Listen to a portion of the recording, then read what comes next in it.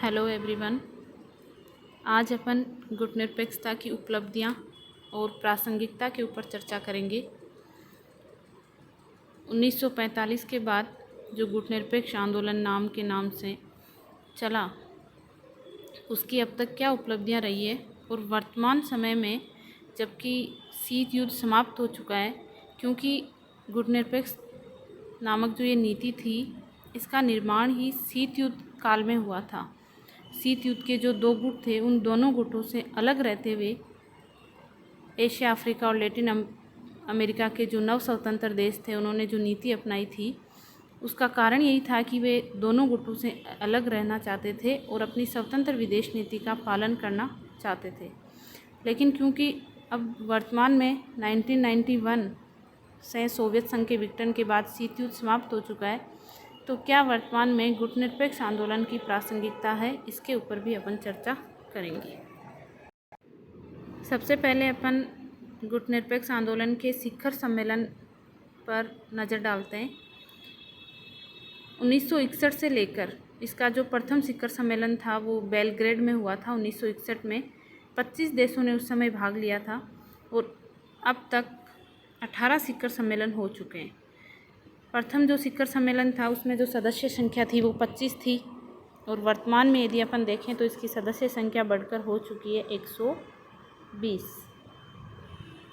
यानी इसकी सदस्य संख्या का इस तरह से बढ़ना, सबसे पहली महत्वपूर्ण बात तो यही है कि सदस्य संख्या का इस तरीके से बढ़ना अपने आप में इस संगठन की प्रासंगिकता को दर्शाता है।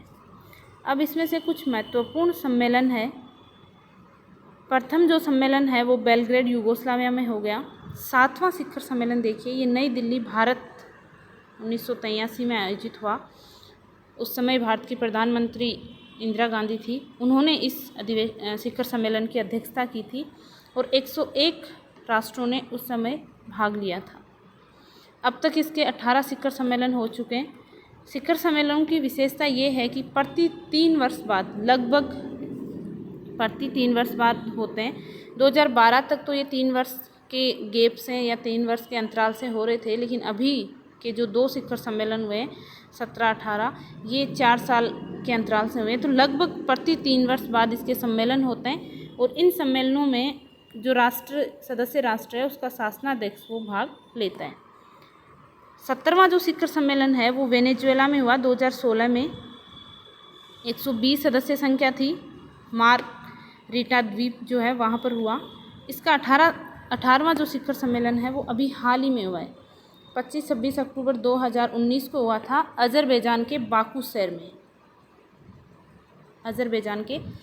शहर में आयोजित किया गया और जिसमें भारत की तरफ से भी, भारत का जो प्रतिनिधित्व है प्रधानमंत्री नरेंद्र मोदी ने नहीं करके उपराष्ट्रपति वेंकैया नायडू इस सम्मेलन में भाग लेने के लिए गए थे।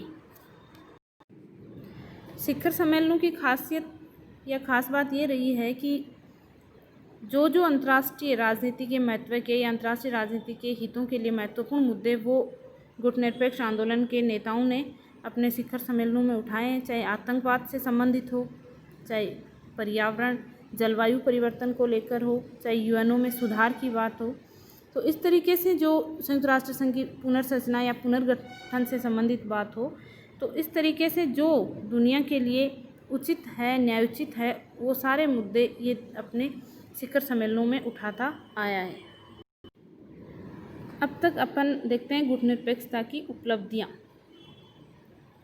क्या इसके शिखर सम्मेलनों में चर्चा हुई आतंकवाद के खिलाफ या फिर पर्यावरण संरक्षण के बारे में? विश्व भर में जो भी चिंताएं थी उन पर इसने अपने शिखर सम्मेलनों के माध्यम से चर्चा जाहिर की है, चिंता को व्यक्त किया है। यदि अपन इसकी उपलब्धियां देखें तो पहला अपन देख सकते हैं गुटनिरपेक्षता को दोनों गुटों द्वारा मान्यता। शुरू में जब गुटनिरपेक्ष आंदोलन बना था तो दोनों ही गुटों ने इसकी नीतियों के ऊपर संदेह व्यक्त किया। सोवियत संघ का मानना था कि ये पश्चिमी गुट के साथ बंधे हुए हैं, पश्चिमी गुट का मानना था कि ये सोवियत संघ के बाद बंधे हुए हैं। लेकिन धीरे धीरे दोनों ही गुटों ने इन देशों को वास्तव में स्वतंत्र माना और इनकी जो गुटनिरपेक्ष नीति थी उसको मान्यता भी दी कि विश्व राजनीति में ये जो देश है वो वास्तव में स्वतंत्र है और दोनों गुटों से अलग रहते हुए अपनी भूमिका को निभा रहे हैं। दूसरा, यदि अपन देखें विश्व राजनीति में संघर्षों को टालना। देखिए, यदि 1945 के जो शीत युद्ध की शुरुआत होती है, दोनों गुट सोवियत संघ और अमेरिकी गुट है, ये नव स्वतंत्र देश भी यदि इन गुटों में शामिल हो जाते तो ये संघर्ष और ज़्यादा बढ़ जाता। संघर्षों को टालने का यही एक तरीका था कि दोनों गुटों से क्या रहा जाए, अलग रहा जाए, ताकि हम भी उस संघर्ष का हिस्सा नहीं बने।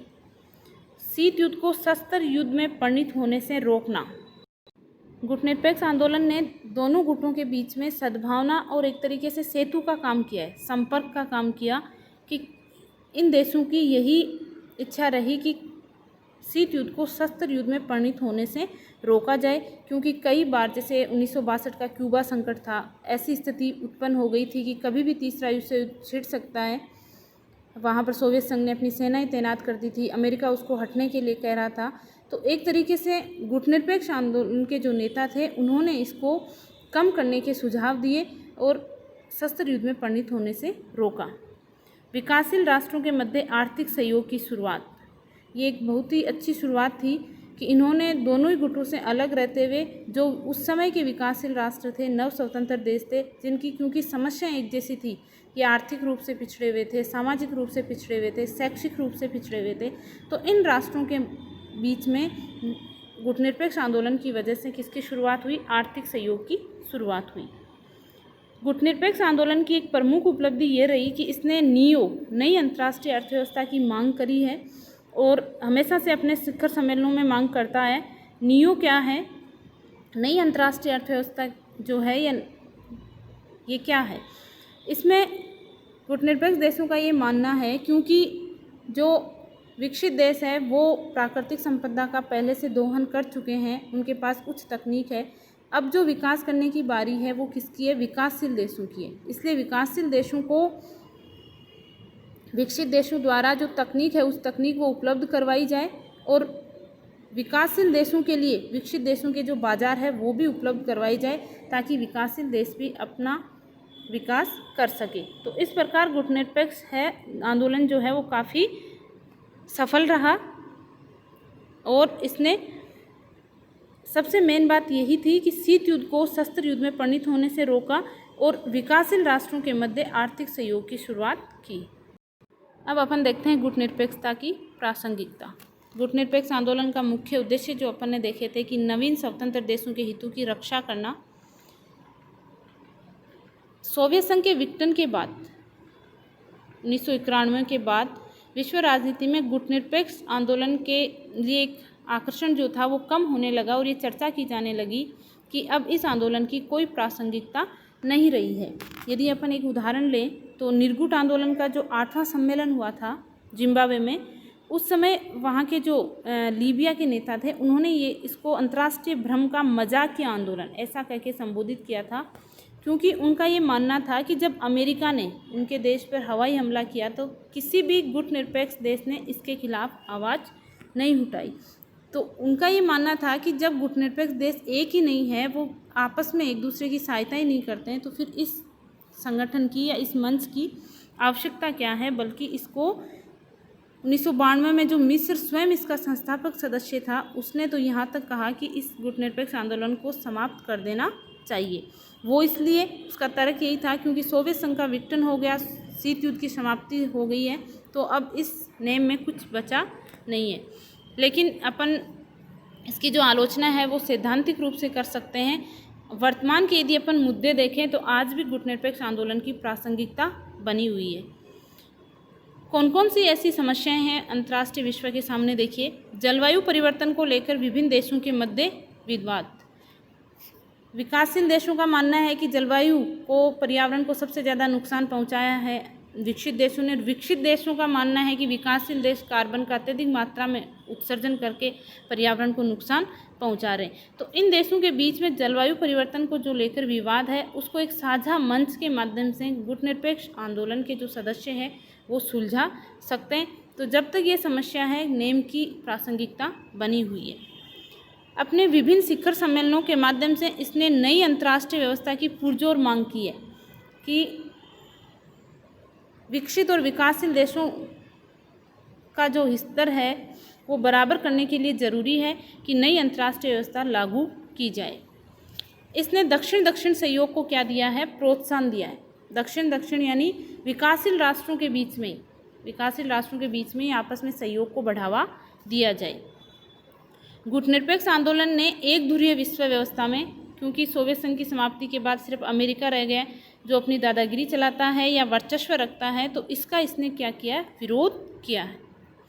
विकसित और विकासशील देशों के बीच निरंतर संवाद कायम करने का एक मंच प्रदान करता है कि जब भी मान लीजिए यूएनओ की कोई मीटिंग होती है या फिर किसी इंटरनेशनल दूसरे संगठन की मीटिंग होती है, तो गुटनिरपेक्ष आंदोलन के सदस्य सामूहिक रूप से एकजुट होकर विकसित जो देश हैं, थर्ड विश्व के जो देश हैं, उनका क्या करते हैं, प्रतिनिधित्व करते हैं और विकसित देशों से वार्तालाप करते हैं।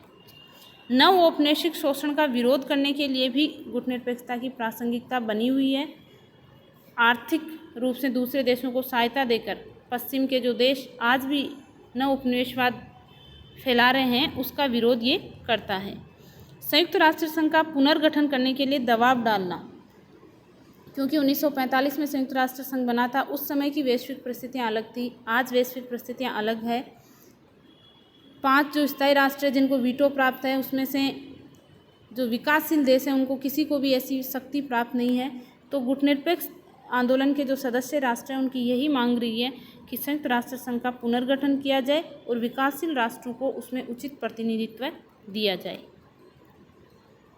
धन्यवाद।